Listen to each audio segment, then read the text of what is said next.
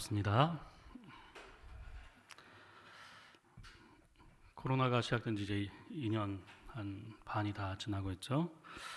다행히 이제 변이는 더 이상 나타나지 않고 이제 오미크론으로 끝나지 않을까 싶습니다. 이 델타보다 오미크론이 전파력은 강하지만 이게 파괴력이 약하기 때문에 어쩌면 집단 면역하는 데는 이제 오미크론이 더 낫지 않을까 싶습니다. 남아공에서 처음 시작된 그 오미크론인데 12월 25일 날 시작됐죠. 그래서 남아공에 있는 보건부 장관이 그런 얘기를 했습니다. 인터뷰에서 오미크론은 신이 준 선물이다라고. 코로나를 종식시킬 수 있는 신이 준 선물, 하나님이 준 선물이라고 그렇게 인터뷰를 했던 그 내용을 기억합니다.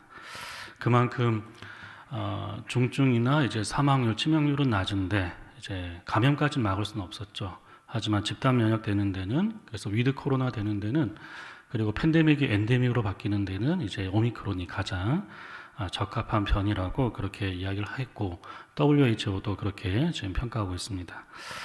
어쨌든 웬만한 사람들 아마 다 걸릴 겁니다. 그리고 가족에서 한 명 걸리면 가족 전체가 걸리는, 저 역시도 예외가 아니었고요. 1월 달에 가족 전체가 걸려서 한 3, 4일 정도 몸살을 앓고 그 다음에 회복되고 완치된.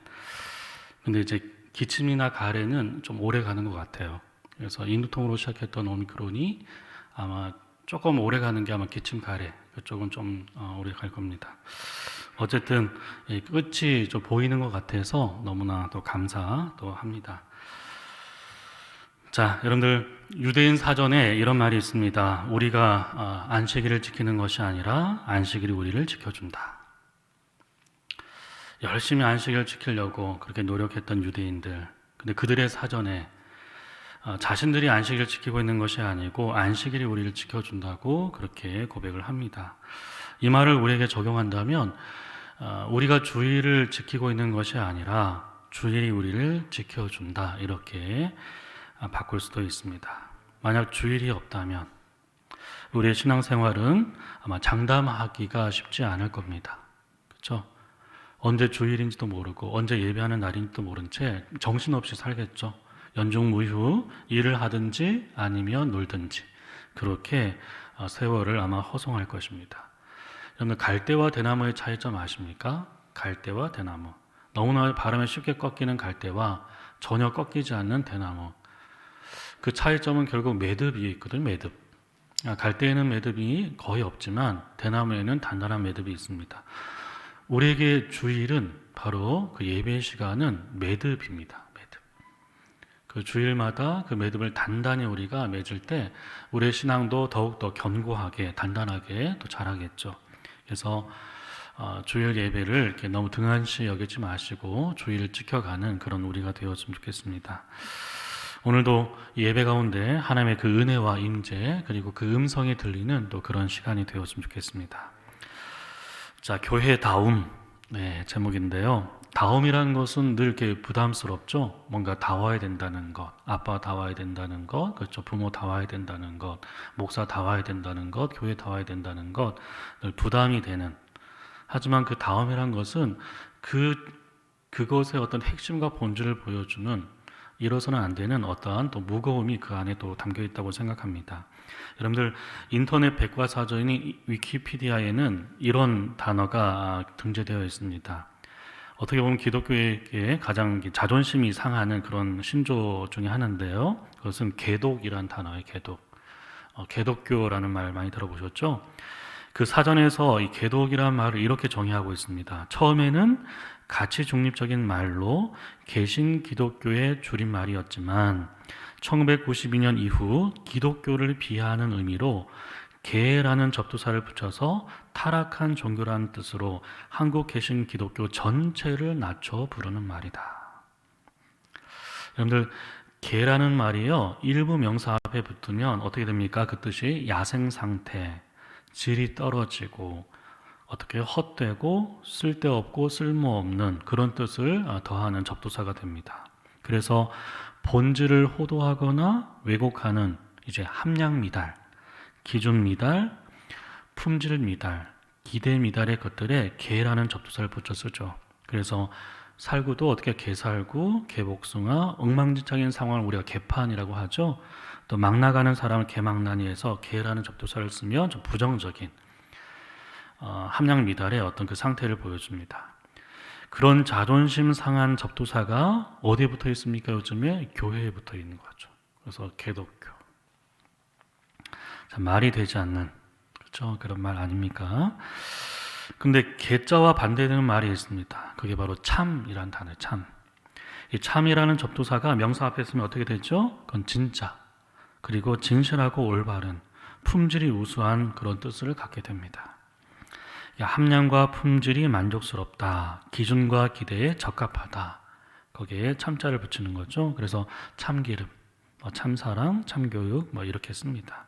여러분들 이 개와 참의 그 차이점, 개 그리고 참, 그 차이점은 어디에 있습니까? 그것은 바로 다음에 있는 거죠.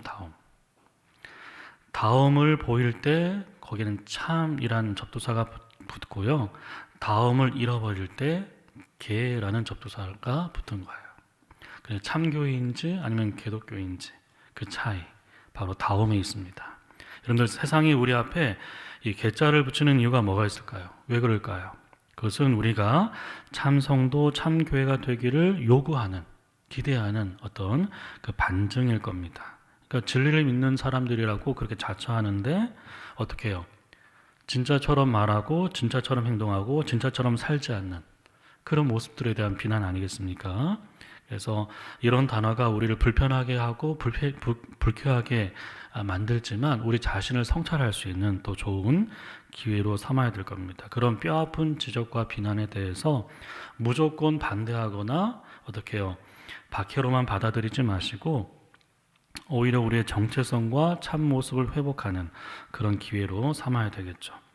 여러분들 어떻게 하면 예수님의 제자 또 하나님의 교회로서 모양이 반듯하고 색깔이 분명하고 맛이 확실한 그런 참 그리스도는 살 수 있을까? 참 교회로 살 수 있을까? 어떻게 하면 세상 사람들이 찾는, 또 세상 사람들이 함께하고 싶은, 또 따르고 싶은, 속하고 싶은 그런 교회가 될 수 있을까? 성경이 그 참 교회, 참 성도, 참 교회다움과 성도다움을 어떻게 말하고 있는지 한번 살펴봤으면 좋겠습니다. 사도행전 2장은 그 참교회가 어떤 교회인지, 참교회의 중요한 표지가 무엇인지를 우리에게 얘기해 줍니다. 무엇이 교회를 교회답게 하는지에 대해서 설명하는 거죠. 여러분들 사복음서는 참 제자에 대해서 이야기하고 있다면 사도행전은 참 교회에 대해서 이야기를 해줍니다. 복음서 전체는 참 제자에 대해서, 사도행전 참 교회에 대해서 이야기를 해주죠. 사도행전은 여러분들 누가의 두 번째 편지입니다. 누가의 첫 번째 편지가 바로 누가복음이죠. 여러분 사도행전 1장 한번 가볼까요? 사도행전 1장을 보시면 1장 1절을 이렇게 시작합니다. 데오빌로여, 이건 편지를 받는 수신자죠. 고위급 공무원으로 알려져 있는 이 사람인데요. 내가 먼저 쓴 글은 누가복음이죠. 무릇 예수께서 행하시며 가르치기를 시작하신부터 그가 택하신 사도들에게 성령으로 명하시고 승천하신 날까지 이를 기록하였다. 그래서 먼저 쓴 글 누가복음의 내용이 무엇입니까? 한마디로 말하면 예수님의 지상 사역이에요. 이 땅에서 무엇을 말하셨고 무엇을 행하셨는지 그 내용을 담고 있습니다. 그렇다면 사도행전, 누가의 두 번째 편지인 사도행전은 무엇을 위한 기록일까요? 무엇에 대한 기록이겠습니까? 그것은 예수님의 천상 사역의 천상. 그러니까 승천하신 이유를 기록하고 있는 것입니다. 그러니까 누가복음 예수님의 지상에서의 사역을 다루고 있다면 사도행전 예수님의 천상 사역을 다루고 있어요. 승천하신 그분이 지금 무슨 일을 하고 있는가? 여러분들 예수님이 승천하시고 가장 먼저 하신 일이 뭔지 아십니까? 그것은 성령을 보내신 일이었어요. 왜? 성령을 통해서 무엇을 하길 원하셨습니까? 교회를 세우길 원했습니다.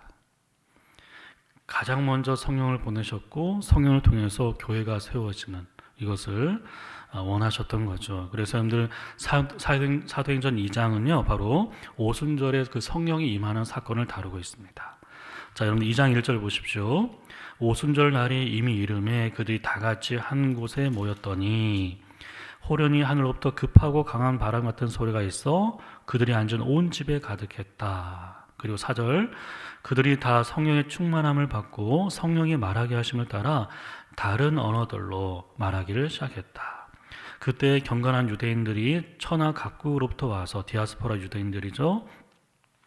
예루살렘에 머물러 있더니 이 소리가 나매 큰 무리가 모여 각각 자기의 방언, 그죠? 다양한 외국어를 통해서 제자들이 말하는 것을 듣고 소동했습니다.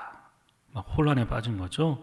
다 놀라 신기하게 여기며 이르되 보라, 이 말하는 사람들이 갈릴리 사람들이 아니냐. 근데 어떻게 이 사람들이 외국어로 지금 이야기하고 있는지 놀라는 거죠. 8절에 보시면 우리 각 사람이 난 곳 방언으로 듣게 되는 것이 어찌 됨이냐. 그래서 상당히 놀라는 거야. 그 반응들이 12절에 또 이어집니다. 다 놀라며 당황하여 서로 이르되 이 어찌된 일이냐. 근데 그 당황은 어떻게 바뀝니까? 13절에 또 어떤 일이 조롱하며 이르되 그들이 새 술에 취했다. 아, 저 술에 취한 거야. 제정신이 아니야. 미쳤어. 처음엔 당황했지만 나중에는 조롱하고 있죠. 이랬던 사람들이요, 누구의 설교를 듣습니까? 14절에 보시면 베드로가 11사도와 함께 서서 소리를 높여 이르되 유대인들과 예루살렘 사는 모든 사람들아, 이렇게 돼서 베드로의 설교가 시작돼요. 설교의 중심은 무엇입니까? 바로 예수님의 십자가의 죽음과 부활이었어요.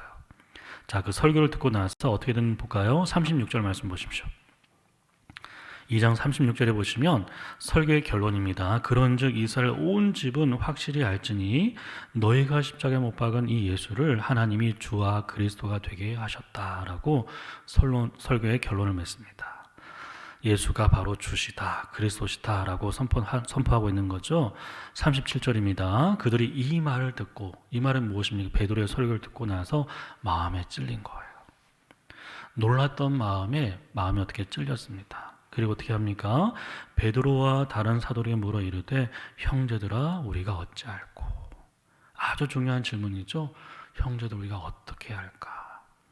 앞에서는 이게 어찌된 일인가 그렇게 조롱했던 사람들이 베드로의 설교를 듣고 나서는 어떻게 반응합니까? 형제들 우리가 어찌할꼬 가슴을 치며 회개하고 있습니다. 조롱하고 야유하던 이들이 회개하고 있는 거예요. 조롱이 회개로 바뀌고 있습니다. 늘 놀라운 변화 아닙니까? 이것을 회심이라고 하는 거예요. 회심. 회심이라는 것은 한자어로 돌이킬 회자 그리고 마음심자, 마음의 돌이킴입니다. 그러니까 마음의 변화, 중심의 변화가 바로 회심이죠. 그래서 늘 개종과 회심의 차이가 뭔지 아십니까? 개종은 종교를 바꾸는 거예요. 무교에서 기독교, 천주교에서 기독교로 종교를 바꾸는 것이 개종이었다면 회심은 바로 중심이 바뀌는 거예요.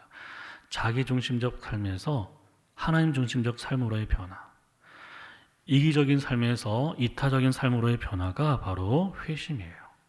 그래서 회심은 종교를 바꾸는 개종과는 다른 것입니다. 여러분들 회심이라는 것은 단지 하나님께 대해서 미안한 마음, 죄스러운 마음이 드는 그 정도가 아닙니다. 이것은 변화예요, 변화. 어떤 변화일까요? 양방향으로의 변화예요. 죄로부터는 돌아서는 것이고요, 예수님께로는 돌아가는 것입니다. 세상으로부터 돌아서는 것이고 예수님께로 돌아가는 이 돌아섬과 돌아감, 그것이 바로 회심이죠. 회심. 돌아선다는 것은 과거에 대해서, 돌아간다는 것은 미래에 대해서 전향적인 변화가 일어나는 거예요. 그게 회심입니다. 동시에 이건 양자택일의 변화예요. 어둠을 버리고 빛을 선택하는 거죠. 이제 앞으로 거짓을 버리고 진리를 선택하겠다는 것, 미움을 버리고 용서를 선택하겠다는 것, 이기심을 버리고 이타적인 삶을 선택하는 일이 바로 회심입니다. 그런데 여러분들, 그런 회심이 개인적인 변화에서만 그치지 않고요, 공동체적인 변화로 나타나는 내용이 바로 42절부터 47절까지 말씀이에요. 개인적인 변화에서 끝나지 않고 공동체적인 변화로 나타납니다. 왜냐하면 여러분들, 회심이란 것은 하나님과 나 사이의 관계의 변화에서 시작되지만 반드시 지체와 이웃과의 관계로 이어지게 되어 있어요. 그리고 세상과의 관계로 확장되는 변화이기 때문입니다. 여러분들 이런 변화의 공동체, 이 회심의 공동체를 가리켜서 뭐라고 합니까? 성경은 교회라고 얘기해요. 교회. 참 교회는 어떤 교회입니까? 참다운 회심을 경험하는 사람들의 어떻게 모임이에요. 공동체입니다. 그 회심을 어떻게 해요? 이끌어낸 강력한 증거와 증언을 갖고 있는 공동체가 바로 교회예요. 그래서 교회가 부흥한다는 것은 수적으로 성장한다는 그런 말만이 아닙니다. 어떻게 사람들이 변화되고 삶이 변화된 그것을 얘기하는 거죠. 여러분들 나의 삶에서도 내 삶에서도 그런 회심의 경험이 있는지 그 회심의 증거가 있는지 한번 살펴볼 필요가 있습니다. 회심이 없다면 그 사람은 개종한 종교인에 지나지 않는 거예요. 아직 신앙인은 아닙니다. 여러분들 참다운 회심의 공동체 있죠? 그 초대교회 모습을 우리 통해서 정말 참교회가 어떤 교회인지 한번 살펴보면 좋겠는데요. 여러분들 사도행전의 저자였던 누가는요 3번에 걸쳐서 초대교회 모습을 거듭 강조하고 있습니다. 2장과 4장과 5장 초반에 거듭 강조하고 있습니다. 왜요? 이를 통해서 참교회를 가늠하는 표지가 무엇인지를 가르쳐주고 있는 거예요. 참교회가 무엇인지. 자, 여러분들 이 초대교회는 모든 시대 모든 교회의 큰 바위 얼굴 역할을 합니다. 큰 바위 얼굴을 보면서 어떻게 해요? 나를 돌아보기도 하고 그 얼굴을 닮아가려고 하기도 하지 않습니까? 초대교회가 그래요. 그래서 변하는 세상 속에서도 변하지 않은 교회의 본질이 무엇인지, 무엇이 교회다움인지를 보여주는 이 살아있는 공동체가 바로 초대교회였어요. 자, 우리가 아까 읽었던 사도행전 2장 42절부터 47절까지는 교회를 교회되게 하고 교회를 교회답게 하는 것이 무엇인지를 우리에게 설명해 주고 있습니다. 4가지 중요한 표지가 나와 있는데요. 그 중에 첫 번째 볼까요? 여러분들 42절입니다. 자, 41절부터 볼까요? 그 말을 받은 사람들. 그 말은 어떤 말입니까? 베드로의 설교죠. 그 설교를 받은 사람들은 세례를 받았다. 세례를 받았다는 것은 공적으로 신앙을 고백했다는 뜻입니다. 그래서 그날의 신도의 수가 3,000이나 더했다. 교인의 숫자가 아니고 신자의 숫자가 3,000이나 더했다고 얘기하고 있습니다. 그들이 어떻게 했습니까? 42절에 보면 그들이 사도의 가르침을 받아 서로 교제하고 떡을 떼며 오로지 기도하기를 힘썼다. 여러분들 이 말을요. 원문 그대로 직역하면 이렇게 돼요. 그들이 사도의 가르침을 받기에 힘썼다. 서로 교제하기를 힘썼다. 떡을 떼기에 힘썼다. 기도하기를 힘썼다. 해서 힘썼다는 단어가 다 어떻게 해요? 어우러져 있습니다. 여러분들 참된 교회의 첫 번째 표지가 무엇입니까? 사도의 가르침을 받았다. 그게 뭐죠? 배움입니다. 배움. 참다운 교회는 배우는 교회예요. 여러분들 참된 교회의 첫 번째 표지가 배움이란 사실에 놀랍지 않습니까? 세상에 놀랄 만한 어떤 능력이나 기적이나 은사가 아니라 사람들이 주목할 만한 어떤 기이한 어떤 현상이 아니라 배움이 첫 번째 표지였어요. 그러니까 사도들은 회심하여 세례를 받은 이들을 그대로 돌려보내지 않았습니다. 그들에게 성경을 가르쳤어요. 그들 역시 사도들의 가르침을 받았습니다. 그것도 지속적으로 가르침을 받았고요. 그 배움에 헌신했습니다. 초대교회는 배우는 교회였어요. 여러분들 그들은요. 회심하여 나는 구원받았으니까 더는 진리에 대해서 알 필요가 없다고 생각하지 않았어요. 복음을 듣고 예수님을 영접했으니까 더는 복음을 들을 필요가 없다고 생각하지 않았습니다. 여러분들 진실한 회심은 반드시 겸손한 배움으로 이어져요. 진실한 회심은 겸손한 배움으로 이어집니다. 회심의 극적인 경험에 머물거나 멈추지 않습니다. 제가 대학교 2학년 때 회심한 후에 가장 큰 변화 중에 하나가 예배에 대한 태도와 말씀에 대한 목마름이 생겼어요. 말씀을 통해서 주님을 더 알고 싶었기 때문입니다. 주님의 뜻을 더 알고 싶었던 거예요. 이것은 거듭난 생명이라면 자연스러운 현상 아니겠습니까? 초대교회 역시 마찬가지입니다. 배우는 교회였어요. 여러분들 성령에 충만한 사람들이 보인 맨 첫 번째 반응이 어떻게 결코 반지성적인 것이 아니었습니다. 성령에 충만했다고 해서 지성을 멀리하거나 신학을 경멸하거나 체험만을 강조한 그런 사람이 되지 않았습니다. 왜 그렇습니까? 성령은 진리의 영이기 때문이에요. 성령은 진리이신 예수님의 말씀을 기억나게 하고요, 그것을 각 사람에게 적용해서 순종할 수 있도록 도우시는 분이거든요. 그래서 성령을 받았다고 해서 사람의 도움 없이 직통 계시를 받겠다는 사람이 전혀 없었던 것입니다.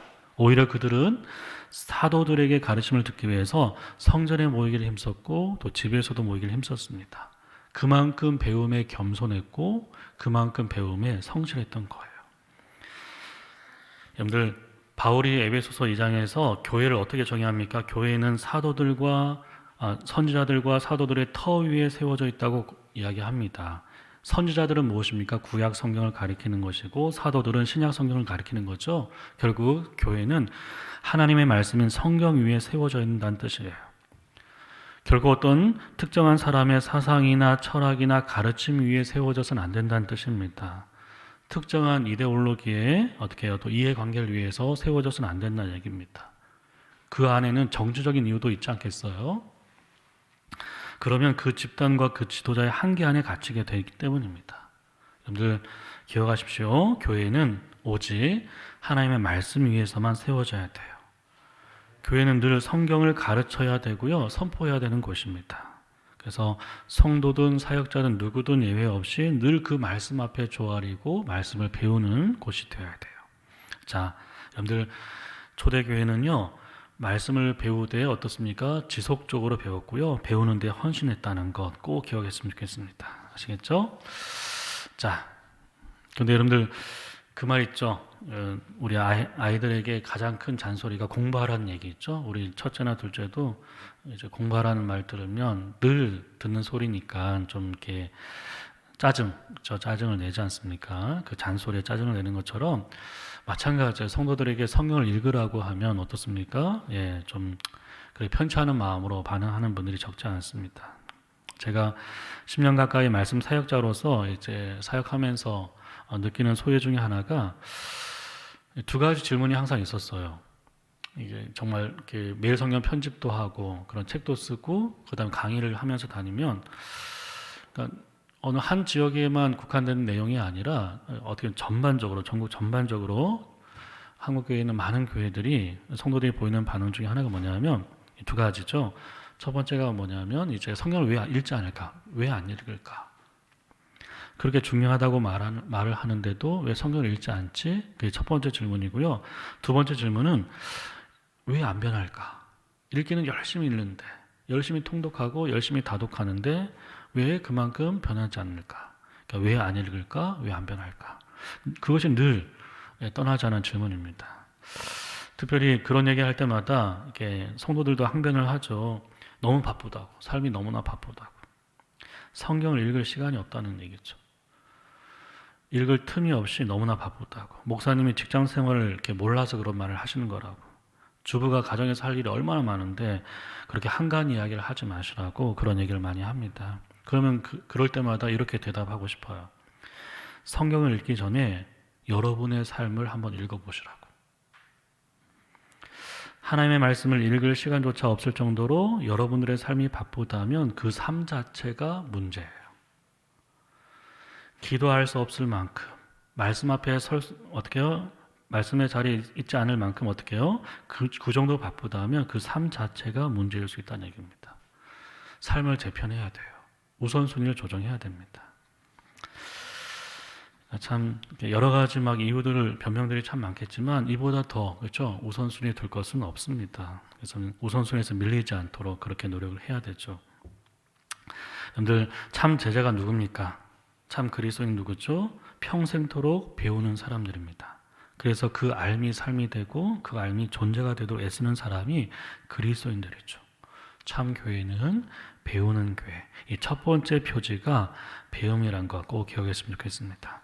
자, 두 번째 표지는 그 다음에 나와 있죠. 42절 그 두 번째 단락에 보시면 서로 교제했다. 서로 교제하기를 힘썼다. 이 교제라는 것은 코이노니아예요. 코이노니아라는 것은 교제하고 사귀는 거 아닙니까? 그래서 코로나 시대에 가장 큰 위협을 받고 있는 게 코이노니아라고 하죠. 성도들 간의 교제가 많이 단절됐다고 소원해졌다고 얘기합니다. 여러분들 그 코이노니아 교제의 원형이 무엇입니까? 그것은 성부, 성자, 성령 삼위 하나님의 관계예요. 그렇게 사랑 안에서 하나가 되신 그 삼위 하나님의 관계가 교회의 어떻게 교제의 원형이 되는 거예요. 그래서 하나님은요, 사랑 안에서 하나가 되어서 교제하시는 그 삼위 하나님의 연합을 본받아서 우리가 서로 어떻게 해요? 돌아보면서 하나가 되기를 바라십니다. 여러분들 구원이 무엇입니까? 구원이란 것은 깨어진 하나님과의 관계만 회복되는 것이 아니고 깨어진 우리가 하나가 되는 것도 구원이에요. 미워하고 쪼개지고 분열되고 다투던 우리가 어떻게 해요? 용서하고 화해하고 나누고 섬기고 사랑하는 그런 사람, 그런 공동체가 되는 것이 구원입니다. 다른 사람과 교제할 수 없었던 사람들이 성령의 새롭게 하신 능력을 통해서 어떻게 해요? 비로소 타인과 교제할 수 있는 사람이 되는 것. 마땅히 사랑할 사람만이 아니라 심지어 원수라도 사랑할 수 있는 사람이 되는 것. 악한 싸움을 걸어오는 사람들에게 선한 싸움을 응수할 수 있는 용기가 있는 사람이 되는 것이 구원의 목표예요. 여러분들 그렇게 성도 간의 교제 있죠? 교제의 모습이 구체적으로 어떻게 나타나고 있습니까? 그것이 44절과 45절이에요. 이 교제라는 것은 돌봄이라고도 표현되는데 어떻게 나타나는지 한번 볼까요? 44절입니다. 믿는 사람이 다 함께 있어 모든 물건을 서로 통용하고 또 재산과 소유를 팔아 각 사람의 필요를 따라서 나눠주었다. 이게 교제의 모습입니다. 언뜻 보기에는 어떻습니까? 이게 사유재산 없이 모두가 어떻게 유무상통하는 것처럼 보이죠. 근데 여기 보시면 함께 있었다, 통용했다, 팔았다, 나눠줬다 이 동사가 전부 다 미완료 시제예요. 미완료 시제. 헬라어에서 미완료 시제는 과거의 반복적인 동작을 가리킵니다. 그러니까 단 한 번의 행동이 아니었다는 얘기죠. 공동체에 필요한 사람이 어떻게 해요? 나타날 때마다 그들은 언제나 십시일반으로 자신보다 더 핍절한 사람을 계속해서 도와주었다는 뜻입니다. 단 한 번의 행동이 아니고 그때그때마다 계속해서. 여러분들 초대교회가 있죠. 복음을 듣고 나서 일어난 변화 중에 하나가 무엇입니까? 각자의 소유를 가지고 사도들의 발 앞에 두었다는 표현이 나와 있거든요. 여러분들 자신의 소유를 재물을 발 아래 두었다는 것은 무엇을 얘기합니까? 예, 이것은 돈을 신성시했던 거 있죠. 그것을 조롱하는 거예요. 그 돈의 신성, 그러니까 돈이면 절대적인 그것을 어떻게 해요? 부정하는 것이 발 아래 두는 거예요. 그러니까 주인이 바뀌었다는 뜻이거든요. 그러니까 초대교회의 공동체가 주인을 소유가 아니라 주님으로 바꾼 후에 나타난 가장 중요한 변화가 무엇입니까? 그것은 재물의 포기와 나눔을 기초로 한 교제의 회복이에요. 교제의 회복. 그러니까 말로만의 교제가 아니라 어떻게 해요? 자신의 소유를 나눴다는 얘기입니다. 여러분들 회심한 사람, 성령에 충만한 사람, 사도의 가르침을 잘 배운 공동체의 특징이 무엇입니까? 그동안 자기 눈에 잘 안 보이던 사람, 자기 눈에 잘 안 들어왔던 사람들이 보이기 시작했다는 얘기예요. 긍휼의 마음이 생겼고 공감의 마음이 생겼다는 뜻입니다. 이전에는 나와 전혀 상관없던 사람들이 이제는 나와 상관 있는 사람을 보이기 시작했다는 것입니다. 그리고 기꺼이 돕고자 하는 마음이 생기는 거 있죠. 이기적으로 계산적으로 생각했던 것을 멈추게 되는. 그러니까 내가 도와주면 나에게 얼마나 돌아올까? 무엇이 돌아올까? 그렇게 생각하지 않았다는 얘기예요. 대신에 값없이 받은 은혜 앞에서 내가 얼마나 빚진 사람인지 알게 되고 내가 이 소유의 주인이 아니라 청직인 것을 알게 되는 거예요. 그래서 자신의 욕망에 따라서 물질을 쓰는 것이 아니고 성령이 촉구하시는 대로 물질을 쓰는 사람이 되는 것입니다. 그 사람들만이 물질의 노예가 아니고 물질의 주인이 되는 거죠. 그것도 마지못해서 하는 것이 아니고 자발적으로 나누는 사람이 돼요. 여러분들 나눔과 돌봄의 교제가 없는 교제는 진정한 교제가 아니고요. 나눔과 돌봄이 없는 이 교회는 참 교회가 아니라는 것을 알 수 있어요.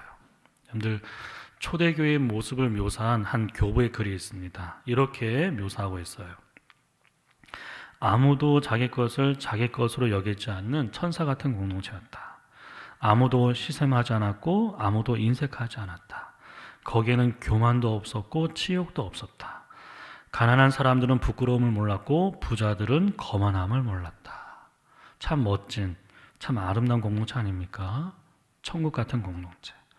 가난한 사람들은 부끄러움을 몰랐고 부자들은 거만함을 몰랐다. 양극화된 사회 속에서 그렇죠. 이 초대 교회에 대한 이 묘사의 글은 우리에게 많은 것을 시사합니다. 교회 안에서마저도 양극화가 이루어지는. 자, 여러분들 이 스스로 궁핍과 빈궁에서 벗어날 수 없는 지체가 있는데도 알고도 보고도 듣고도 모른 채 하는 교회, 그런 교회는 참된 교회가 아니에요. 제 동기 중에 한 목사가 서울에서 부산 수영로교에 있다가 부임해서 간 친구가 있습니다. 잠실 쪽에서 한 200명 되는 교회에 담임으로 부임해서 갔는데 2년 만에 그만뒀어요. 보통 목회를 하면 그 담임으로 또 청빙됐고 오랫동안 하지 않습니까? 근데 2년 만에 사임을 했어요. 나중에 사임하고 제주도에 가서 이제 이게 선교를 지금 하고 있는데 왜 사임했는지 너무나 놀라워서 이렇게 물었어요. 물어보니까 그 친구가 2년 동안 사역하면서 목회하며 참 회의감이 들었대요. 왜냐하면 그쪽 잠실 쪽 그 옆에 있는 그 교회인데 그 교회는 과부가 많았습니다. 그러니까 이른 나이에 이혼해서 또 아니면 사별해서 또 나이 드신 분들도 있고. 근데 아무래도 홀로 되면 이제 경제 생활이 쉽지 않지 않아요? 그렇죠? 어렵지 않습니까? 근데 그런 사정 형편을 알면서도 교회가 아무것도 하지 않는 그렇게 설교 가운데 또 모임 가운데 그런 걸 권면하고 우리가 함께 그분들이 좀 스스로 일어설 수 있도록 좀 도와드리자. 어린 학생들 장학금도 도와드리고 그런 얘기를 하고 있는데도 전혀 이제 반응하지 않는, 손에 움켜져 있는 것을 한 번도 펴지 않는, 그것도 2년 동안 참 말씀으로 기도로 그렇죠, 그렇게 권면하고 위해서 기도하는데도 마음을 여는 성도가 그 200명 가운데 거의 한두 명, 그렇죠? 아무도 없는. 그래서 교회에 대한 목회에 대한 회의감 해서 2년 만에 스스로 사임하고 이렇게 떠난. 교회가 아니죠. 교회가 아닙니다. 스스로는 벗어날 수 없는 그런 지체인데 알면서도 보면서도 들으면서도 아무것도 하지 않고 모른 채 하는 그건 지체도 아니고 교회도 아닙니다. 그렇다면 얼만큼 그들을 도와줘야 될까요? 그들이 원하는 만큼 아닙니다. 여기 나와 있죠. 각 사람의 필요를 따라 나눠줬다. 그들이 원하는 만큼이 아니고 그들에게 필요한 만큼 도와주는 거예요. 그 필요한 것이 원하는 것보다 더 많을 수도 있고 적을 수도 있습니다. 그리고 단기적일 수도 있고 장기적일 수도 있어요. 그건 사람마다 다르고 공동체 형편마다 다를 수 있어요. 하지만 그것은 한두 번의 적선으로 끝나진 않았습니다. 그 사람이, 그 가정이 스스로 설 수 있도록 지속적으로 돌봤다는 얘기예요. 여러분들 이것이 쉽지 않죠. 그래서 늘 42절에 보시면 서로 교제하길 어떻게 해요? 마지막에 힘썼다고 돼 있잖아요. 이거는 저절로 어떻게 자동적으로 되지 않습니다. 그만큼 힘을 썼다는 얘기야. 그만큼 그 일에 헌신했다는 얘기입니다. 지체의 필요가 보일 때마다 그 절박한 필요가 사라질 때까지 온 성도들이 힘을 모아서 도와주는 것. 그렇죠? 특별히 코로나 때문에 팬데믹 시대에 자영업자들이 힘들지 않습니까? 교회 안에 성도들도 자영업을 하면서 버티지 못하고 문을 닫는.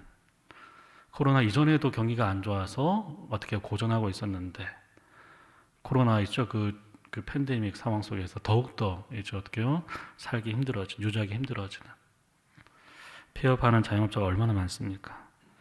그것을 공동체가 좀 살필 수 있어야 되겠죠. 그래서 저는 될 수 있는 대로 이렇게 브랜드는 그 카페는 가지 않으려고 해요. 또 큰 카페는 잘 안 가려고 합니다. 그러니까 좀 개인적으로, 그렇죠? 소소하게 하는. 컴퓨터 작업을 좀 많이 하는데 될 수 있는 대로 그쪽으로 가려고 많이 애를 씁니다.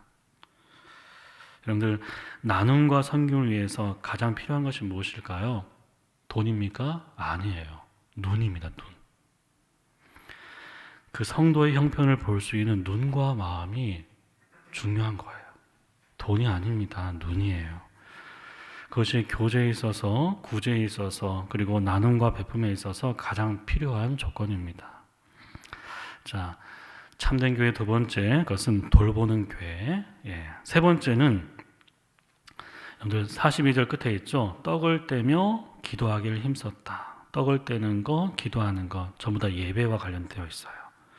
떡을 뗀다는 것은 성찬식, 애찬식이죠. 46절 또 나와 있습니다. 날마다 마음을 같이하여 성전에 모이기를 힘썼고 집에서 떡을 떼며 나와 있죠. 네, 기쁨과 순전한 마음으로 음식을 먹었다.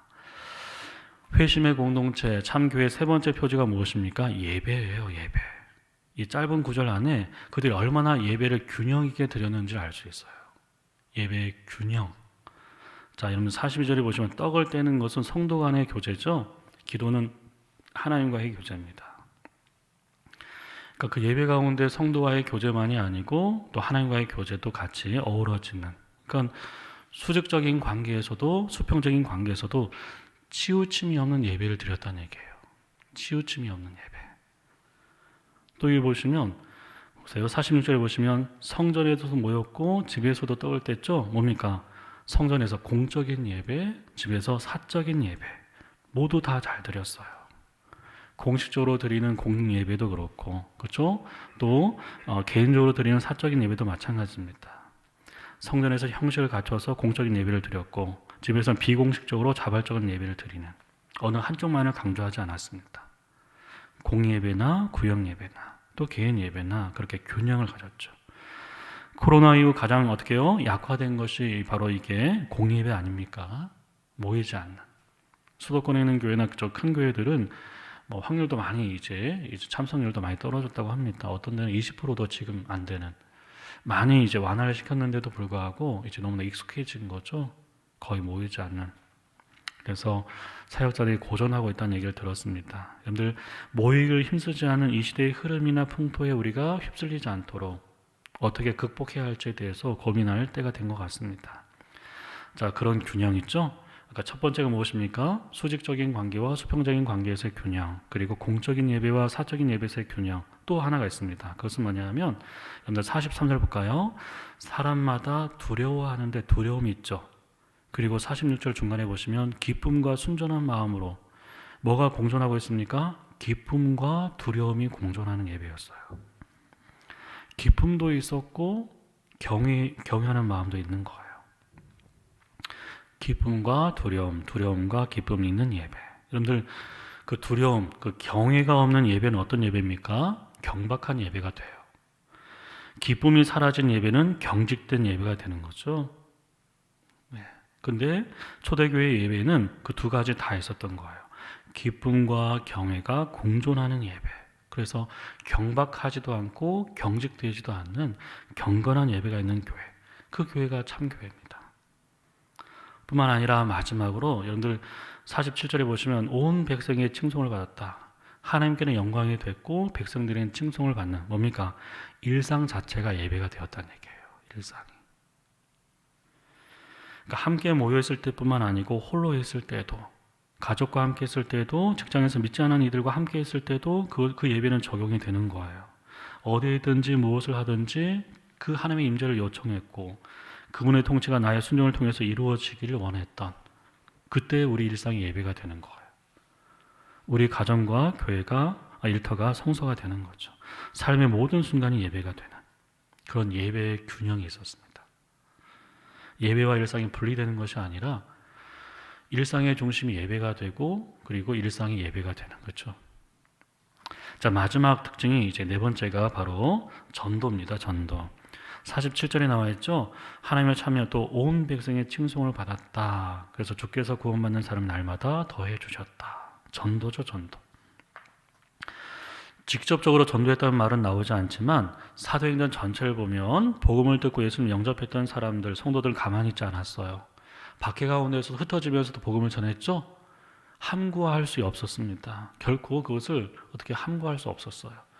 고난과 박해 속에서도 그들은 지체 없이 복음을 전했고 주저 없이 전했습니다.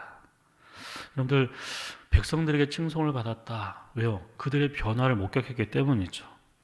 초대교회는 아까 앞에 설명했던 것처럼 그들 안에 아름다운 교제가 있었어요. 하지만 그 교제는 자기들만 그 교제를 누리고 외부와는 차단된 그런 폐쇄된 집단이 아니었습니다.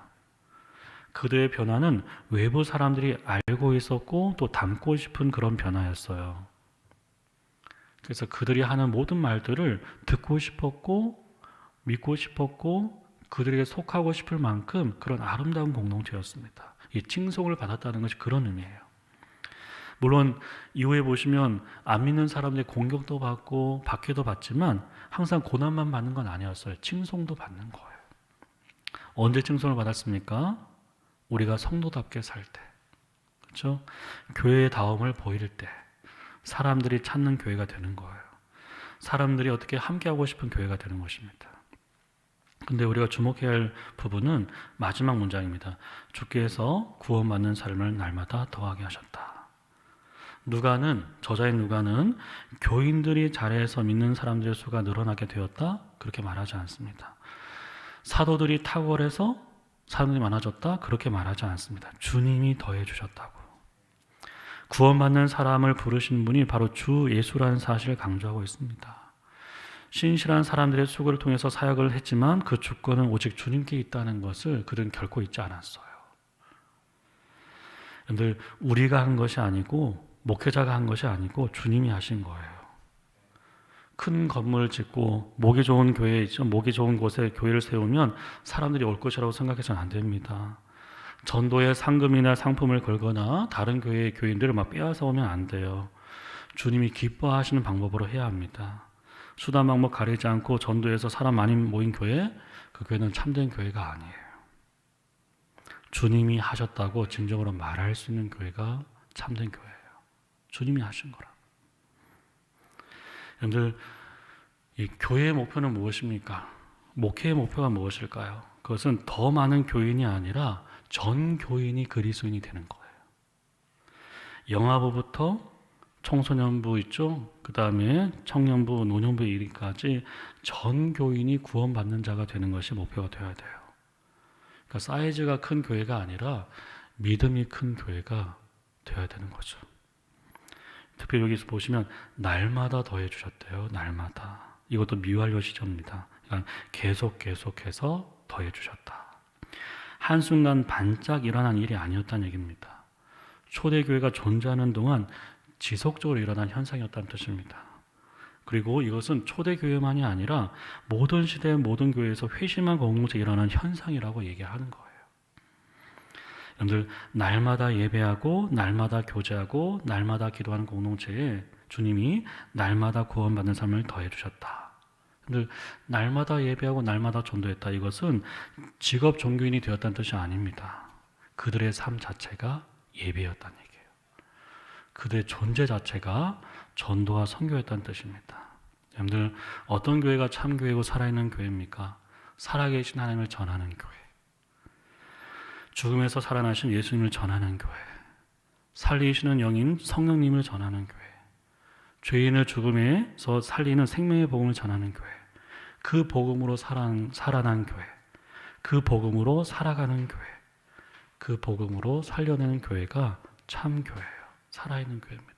그런 교회가 초대교회였고 우리도 그런 교회가 되기를 주님이 바라시는 거죠. 여러분들, 주님이 오늘 더시티 사랑의 교회를 방문하신다면 이 교회를 어떻게 평가하실까요? 우리의 삶을 보신다면 우리를 어떤 성도로 평가하실까? 우리 여러분들, 사진 하나 보여주시겠습니까? 예, 비행기에서 바라보면 그죠? 빨간 십자가로 가득하지 않습니까? 유독 우리나라에는 교회가 워낙 많으니까. 그 다음 보십시오. 얼마나 많으냐 하면 편의점보다 3배 이상 많아요. 지나가면 여러분들 다 편의점 아닙니까? 그렇죠? 길목마다 다 편의점이 있는데 그 편의점 숫자보다 3배 이상 많아요. 한 건물 안에도 교단을 달리해서 여러 교회가 있고. 여러분들, 정말 많은 숫자의 교회, 이것이 축복일까요? 아니면 이 사회의 어떤 문제일까? 세상에 빛이 되고 있는지 아니면 세상에 짐이 되고 있는지. 여러분들, 하나님은 교회를 향한 기대가 크세요. 왜요? 교회가 이 세상의 대안이라고 생각하시는 분이기 때문입니다. 노아의 방주처럼 구원의 통로, 축복의 통로가 되기를 원하세요. 아마 더시티 사랑의 교회가 이제 개척한 지 아직 10년이 안 됐을 겁니다. 초대교회 있죠. 바울의 서신을 받았던 교회들이 다 어떻게 개척된 교회들이에요. 오래된 교회가 거의 없습니다. 그래서 여러분들, 지금 이 시점쯤 되면 허니문 기간이 이제 끝나는 거예요. 결혼하면 몇 년 동안 막 허니문 기간 있죠. 막 죽고 목 살 정도로 그렇지 않습니까? 근데 지금 이 시점이 됐으면 허니문 기간은 끝났어요. 이제 권태기에 들어설 시기입니다. 서로에 대해서 대면대면해지고 못 이어지고 무심해지는 그런 시기죠. 관계만이 아니라 모임도 그렇고 예배도 그렇고 섬김도 그렇고 그럴 수 있어요. 그런데 여러분들 어떻게 그럴 수 있느냐고 실망하거나 원망해서는 안 됩니다. 그럴 수 있어요. 문제는 그 시기를 어떻게 함께 이겨나가느냐가 중요해요. 그 시기를 지나가면서 관계가 깊어지고 어떻게 해요? 교회가 성숙해져야 합니다. 한 뼘 더 자라고 교회 품도 더 깊고 넓어져야 돼요. 그래야 동탄적인 모든 사람을 품을 수 있어요. 품을 수 있습니다. 그래야 어떤 사람도 품을 수 있어요. 그래야만 주께서 날마다 사람들 우리에게 더해 주시는 거예요. 더시티 사랑의 교회가 여러분들 그 하나 또 쳐보시겠습니까? 영상에 보시면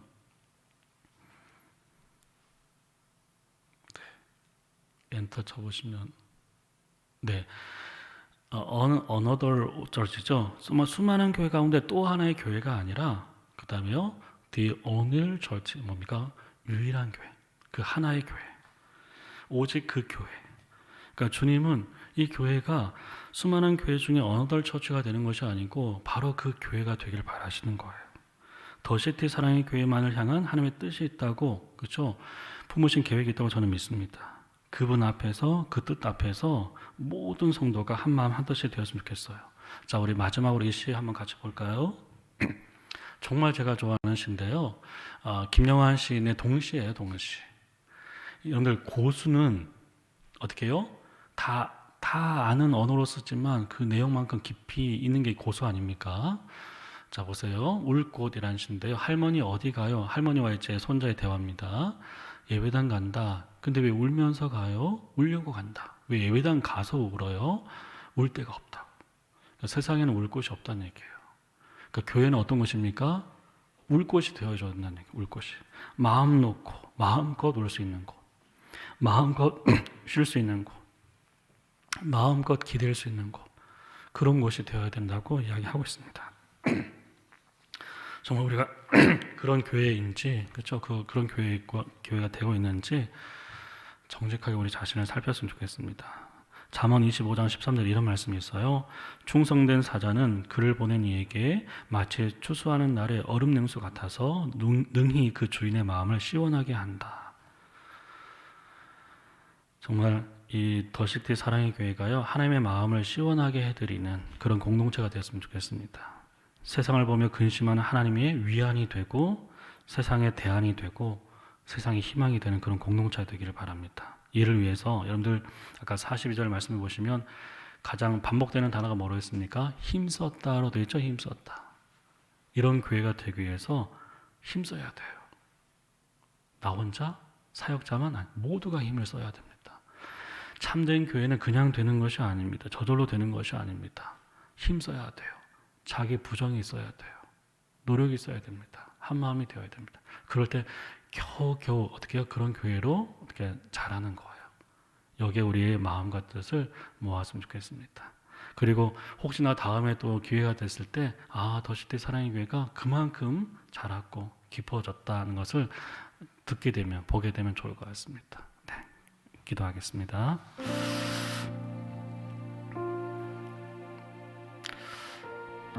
할머니 어디 가요? 예배당 간다. 근데 왜 울면서 가냐고. 울 데가 없다고. 정말 울면은 루저가 된다고 하잖아요. 그래서 막 소리 없이 울고, 그렇죠? 사람들 안 보이는 데서 어떻게 해요? 우는 그런 사람들이 얼마나 많은지 몰라요. 그런 사람들이 마음 놓고 마음껏 울 수 있는 곳, 기댈 수 있는 곳, 쉴 수 있는 곳, 그것이 하나님의 교회입니다. 교회예요. 이 땅에 교회를 세우신 이유예요. 참된 쉴 곳, 참된 울 곳, 참된 기댈 곳. 주님은 그런 교회가 되기를 바라시는 거예요. 여러분들, 그 교회의 첫 번째 특징이 배움입니다. 배움에 겸손했고 배움에 성실했습니다. 그런 교회를 우리가 꿈꾸고 품어야 되면 좋겠습니다. 그리고 서로 돌보는 교회, 예배가 살아있는 교회, 그리고 전도하는 교회. 우리 삶 자체가 전도가 되는. 정말 초대교회 큰바위 얼굴 같던 교회 모습을 주님이 그려주셨죠? 보여주셨습니다. 닮아가라고. 그 교회 모습 보면서 우리 자신을 성찰하라고. 성찰할 때 성장할 수 있어요. 반성 없이 반전은 없습니다. 철저한 반성 속에서 반전이 일어나거든요. 성찰할 때만 우리가 성장할 수 있습니다. 이 교회, 저희 이정표를 따라서 주님, 우리가 이런 교회를 꿈꿉니다. 이런 교회가 되고 싶습니다. 말로만이 아니고 정말 우리가 힘쓰기를 원합니다. 하나 되기를 원합니다. 그렇게 시간에 우리 다 같이 기도했으면 좋겠습니다. 기도하겠습니다.